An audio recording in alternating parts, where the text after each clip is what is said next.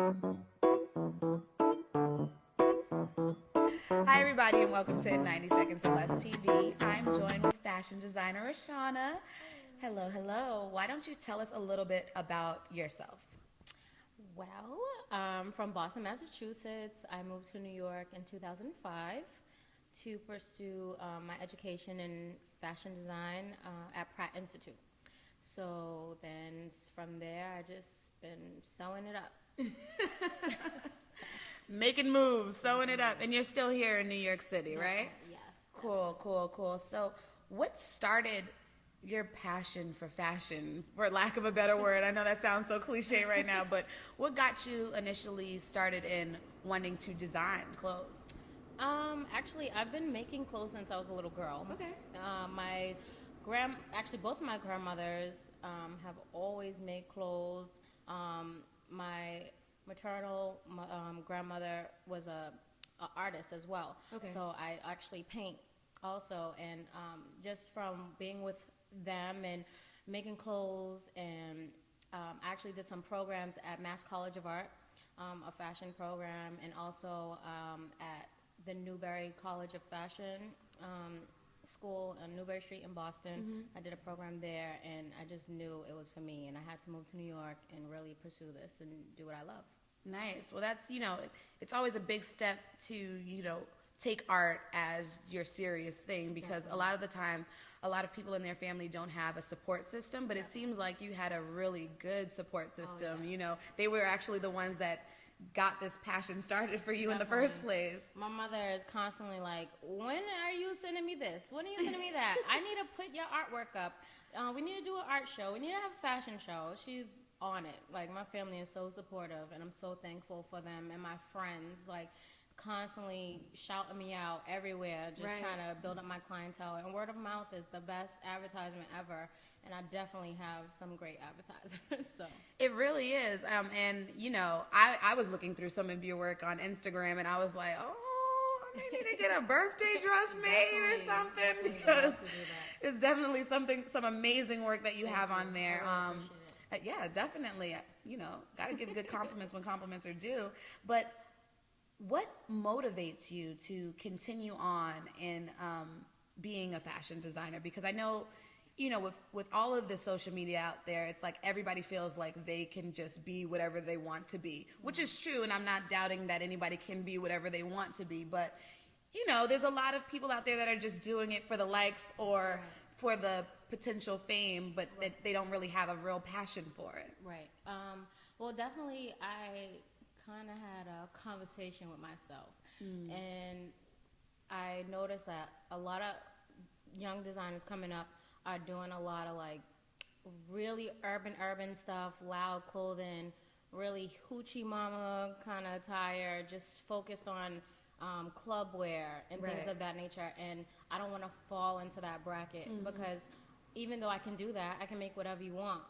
But in the same token, I want to be known for quality clothing, timeless pieces, high fashion. Right. And when a woman walks into the room, or a man walks into the room with my clothing on, they just glow. Right. They're the life of the party, and people want to know what they have on, and not because it looks whorish, but because it's good work. Just good work, and it fits them perfectly. So yeah, and I got to see one of your pieces on somebody, and I was just like, you know what?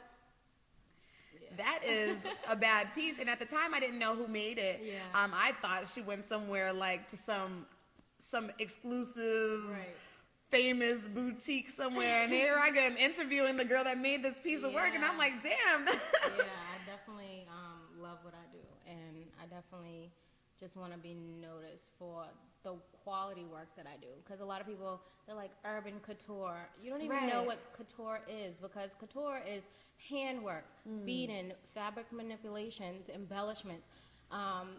When you look at pieces in the fashion shows overseas, you're not seeing no cookie cutter fashion. You're seeing high end quality fabrics, and you can't just be putting something together with polyester and like that's couture. No, Right. it's not.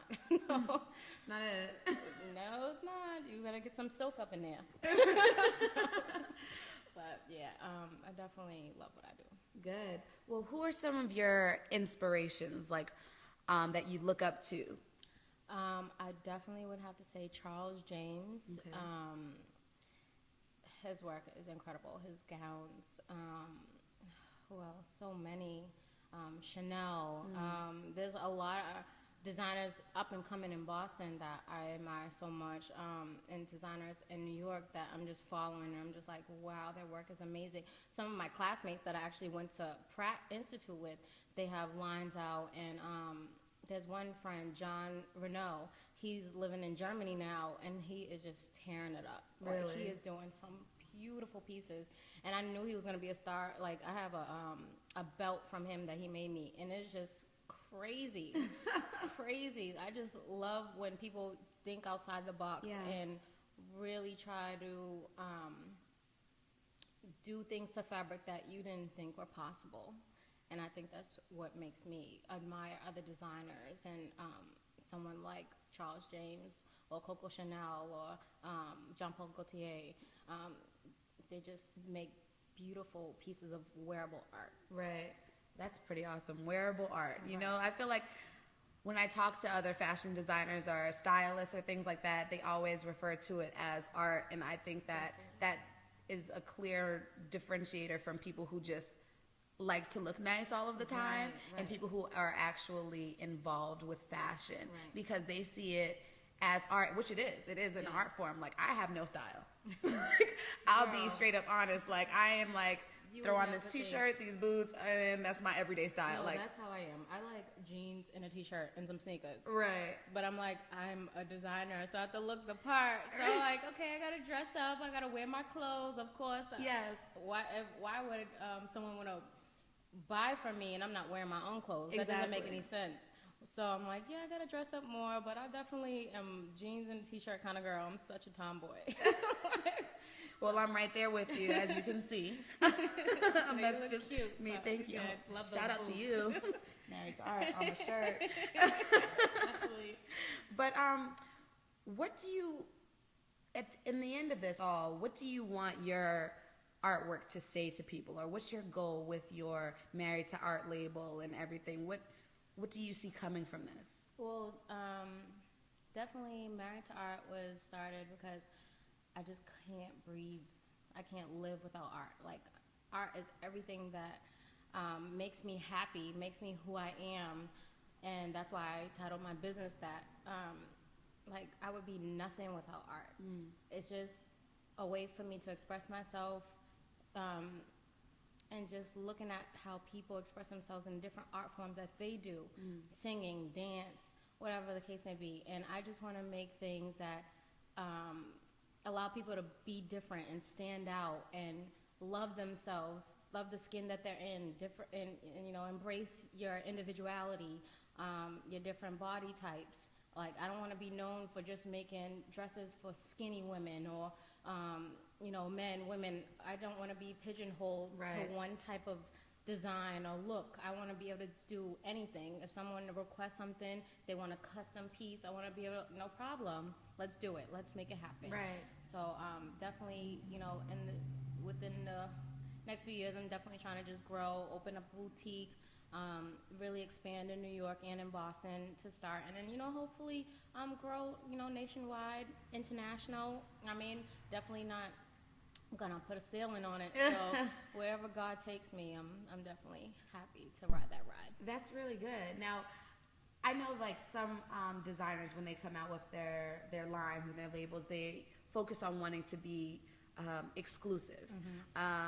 Meaning they don't want to be that label that ends up in, like, an Urban Outfitters or a Target or Kmart, something like that. But is that something that you want to do, or do you see yourself doing and wanted to keep yourself with your own boutiques and doing it your own way? I'm definitely not closed off to anything. Like I said, you know, wherever God takes me, I'm grateful, because you know, first I always just designed clothes for women. Now I'm doing men. Right. And my men's line is doing great. Oh, and that's really good. I'm starting to do kids. Like, so I definitely wouldn't want to ever close myself off because there's so many opportunities in different sections within fashion. So, I mean, going into something like Target, which is a multi-million-dollar company, Right. or anything like that, designing for industries in that nature, like, I would love to.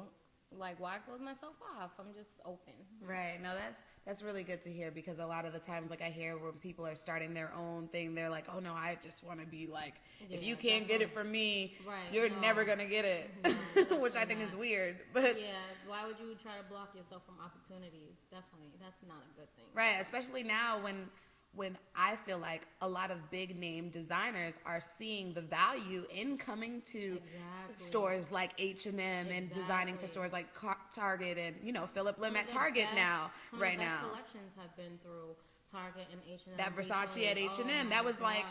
there was a lot that was Beautiful going on. And pieces. amazing Beautiful. pieces that people would have never Halston, really been able to get. Yeah, definitely. Halston, a lot of different designers that just knocked it out the box with doing stuff like that with H&M and Target and things of that nature. Even I know Kim Kardashian and all her sisters, they're doing something with Kmart or yeah. Sears. It's one of the other. I think it's actually Sears. been doing really well. I've been following to see how it does, and it's been doing really good. So. Yeah, because I mean, it's like they have their stores. You could go to the Dash store and Right. you can get their exclusive pieces there. But now Now you they can have get collection them exactly there and too, at and affordable prices. right. And So- what's Sofia Vergara now has she had her Kmart line. And Right, that's right. been going very good for her. And she wears all her Kmart pieces on her show, Exactly. Modern Family. Yes. And it's like when you see it on her, you're like, you know what? This Right, stuff I is, can go get this. This Right. is accessible for me. and it's not like she, you know, is making cheap stuff for Right. that store. That's what I Exactly. am appreciating about all That of it's the still artists that are quality. doing it. Mhm. Right. Yes. Beyonce, H&M, still quality stuff, Definitely. but it was just, you know, at a price that people could afford. It was really good to see all of that going. So Yeah, I definitely agree with you. Definitely agree. yes, well, I thank you for joining me Thank here you for having me. on my big comfy couch Yes, today. it's very comfortable. About to kick on my feet. Right? Well, can you tell the people where to find you at? You definitely can find me online at www.married2art.com. Again, that's married2art.com. I'm on Instagram, Twitter at married to art, and just hit me up. Yes. Thank you again for joining me. And this is one of her t-shirts here, ladies. Make sure you go and get one. I love it. Fits great. Thank you so much for having me. And I'm sure we'll be speaking soon again. Agreed. All right. Try to make you that dress. Yes. See you guys next week. All right.